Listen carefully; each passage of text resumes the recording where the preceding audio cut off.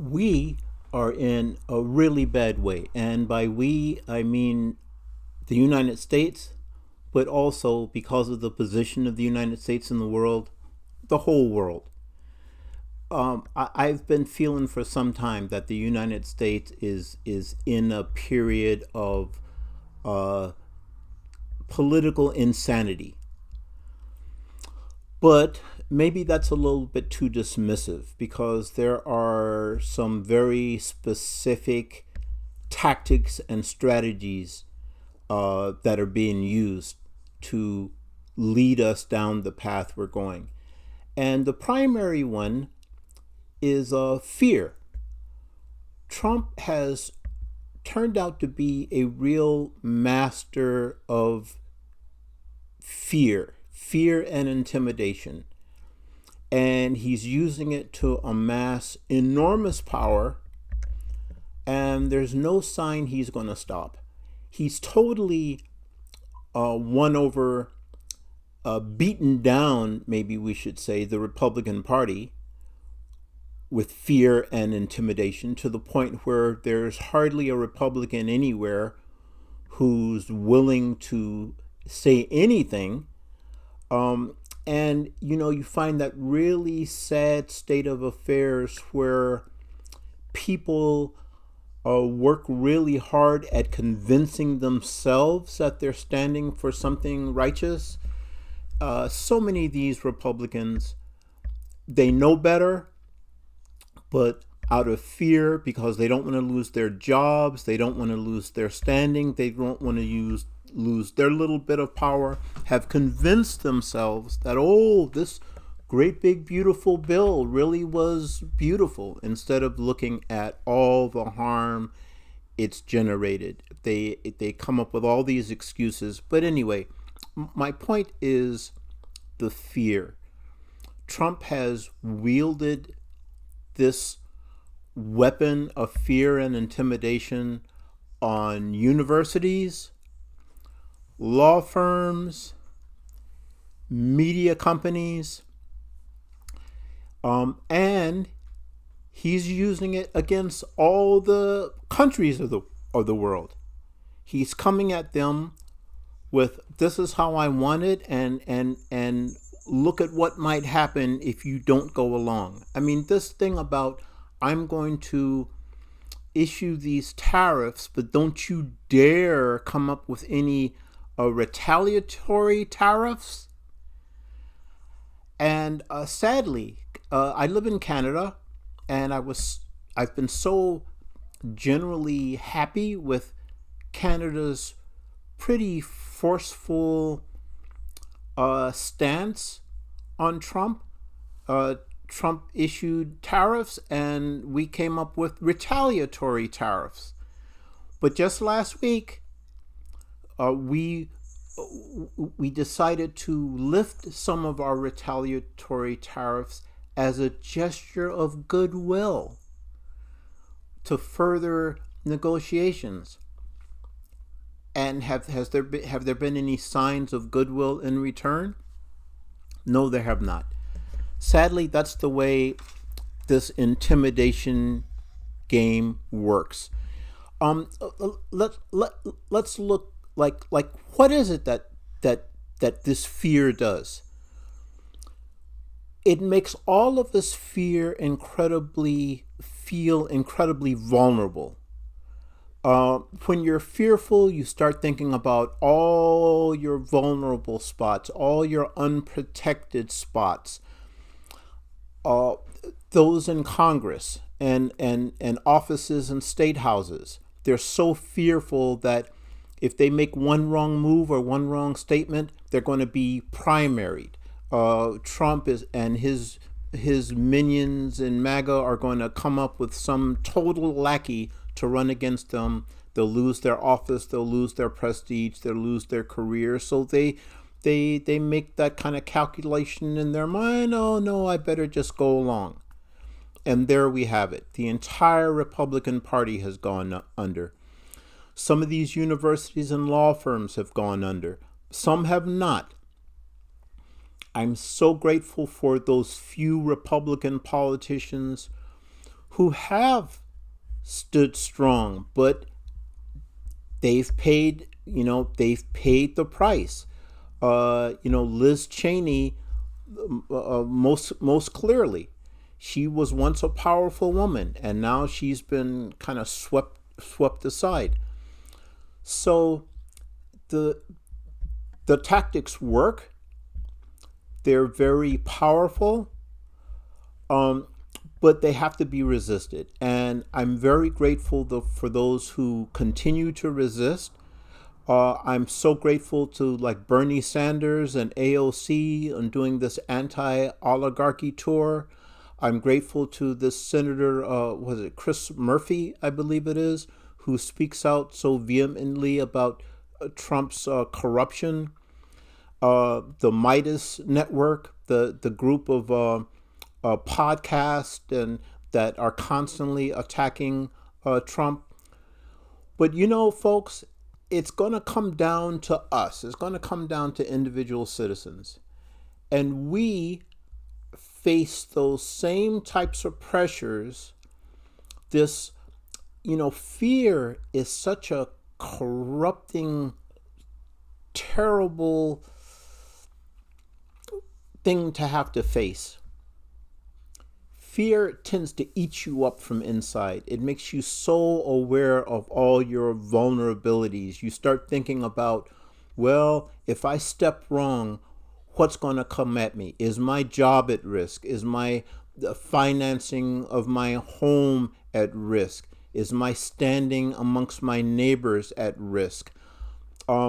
These are real things. We start to live in our trauma and our dread. We remember horrible things that have happened in the past, and we think about things that may come at us, and we become very timid, and we begin to live very small and very defensively and self-protectively. Well, that's not going to help us in this situation.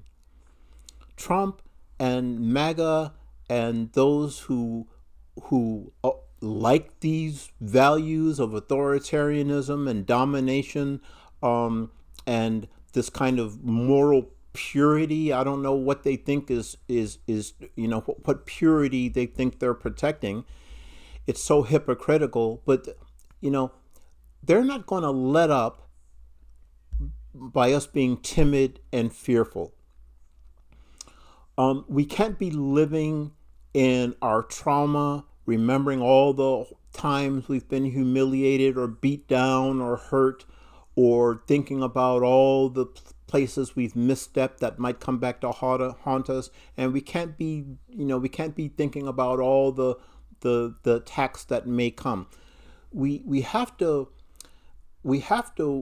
be present. First of all, we have to be in now, in this moment, when we're whole, and act from here. We can't be overly mindful about what might happen. I think really what it comes down to when you're talking about fear, I think the counter agent, what goes against that basically is love. And that may sound cheesy and corny, but it's real. I mean, when you look at, fear is essentially about rejecting the other, about separating ourselves from the other. Love is essentially about embracing and inviting, not being afraid, welcoming, seeing what's positive that can be, how can we join with and be better for it. Fear is either in defensive or it's aggressive, but love comes out of not what's that positive assertion of wholeness. When you're whole and comfortable and willing to put yourself out there, but not in a harmful, destructive way. That's what we need to be about. I think that this is a time when we really need to think about ways we can form alliances. I've been feeling for a long time that these other countries should join together. And apparently there's some effort to do that, to stand up against Trump when he basically threatens to ruin their economies, or threatens them for defending their economies. They need to form some alliances. Universities need to do that. Law firms need to do that. It's been really disappointing that there hasn't been a coming together in the academic community, in the legal community.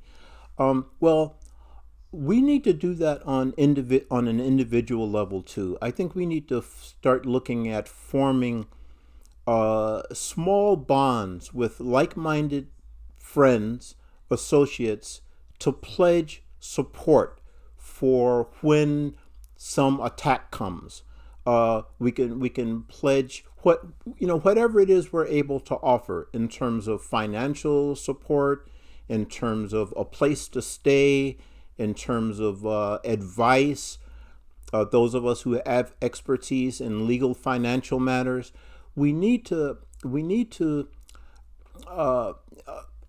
align ourselves with one another in such a way that, when the IRS comes, when the police comes, when whatever it is comes, that you can reach out, and not just a situation like you're at the police station and you have your one call, and so you call your spouse or your best friend who may not be equipped at all to deal with the situation.